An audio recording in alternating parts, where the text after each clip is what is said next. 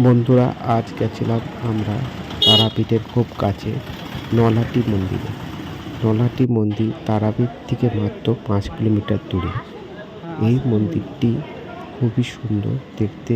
এখানে মায়ের নলহাটি নামে পরিচিত, মায়ের নলি পড়েছিল, এই কারণে এর নাম হচ্ছে নলহাটি মন্দির। এখানে যান, একবার ঘুরে আসুন। তারাপীঠ যাবার সময় এই মন্দিরটাও একবার ঘুরে আসুন, খুবই ভালো লাগবে আপনাদের।